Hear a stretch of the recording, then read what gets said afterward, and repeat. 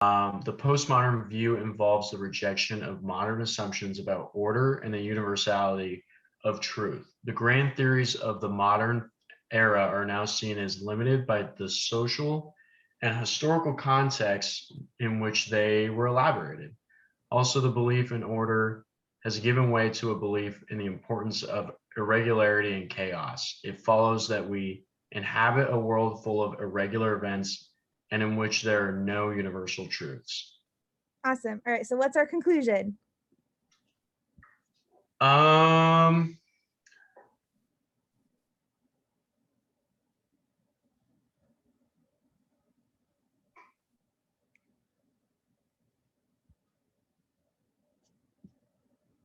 so would it be just the postmodern views?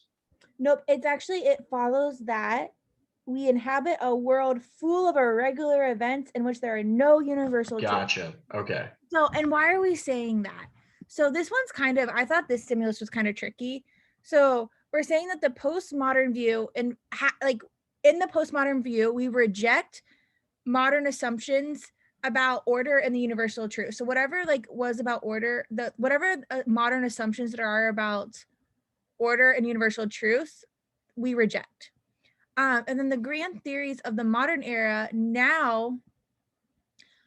are now seen as limited by the social and historical context in which they were elaborated. So we're saying like these grand theories of the modern era, like were limited by like whatever context they were being shared in. And then we say that the belief in order has given way to a belief. So because we now are giving like, now that we have this belief that we shouldn't have order, we now have this belief of irregularity and chaos.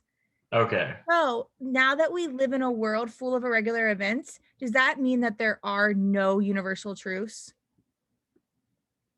Not necessarily. Exactly. Like, couldn't we have all these irregular events and like chaos, but there are still some universal truths? Yeah. And it's like we don't even have to define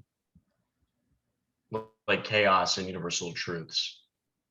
Yeah. And what is, and just because we like irregularity and chaos, does that necessarily mean that everything is irregular and chaos? I mean, no. Excellent. All right, so go ahead and start Okay. with A.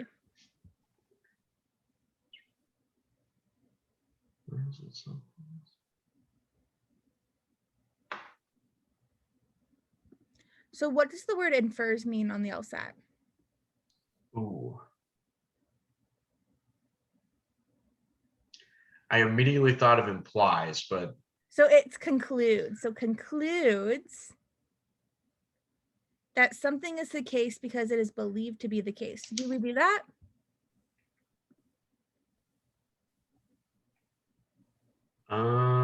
no. I Did actually we? don't hate this something because I do feel like we're basing this on a lot of beliefs. Like just because people believe this is happening, does that mean it's Oh, okay. actually Yeah, that makes happening? sense. I don't hate this answer, to be honest.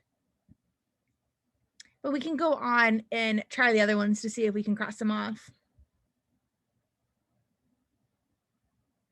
What do you think about B?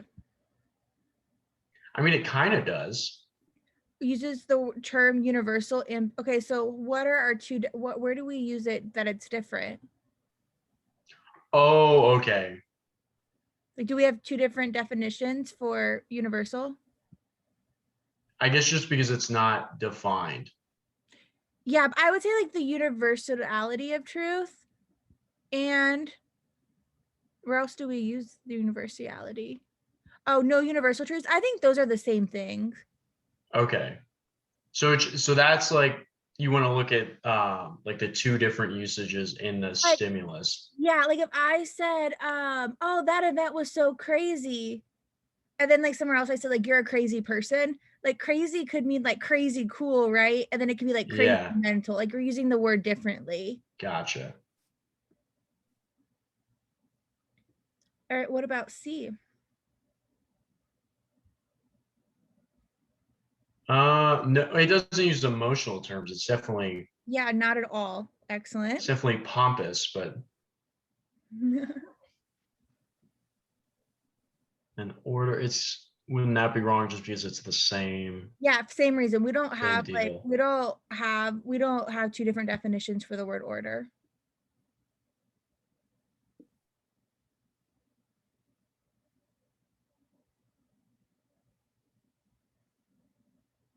And then this one, wouldn't this be wrong because it doesn't matter? Yeah, we don't fail to Because cite like you'll reject it either way. yeah, we're trying to say that there are no in universal truths anyway, so why would we cite them, right? Yeah. And so yeah, so that's why A is our answer. Okay.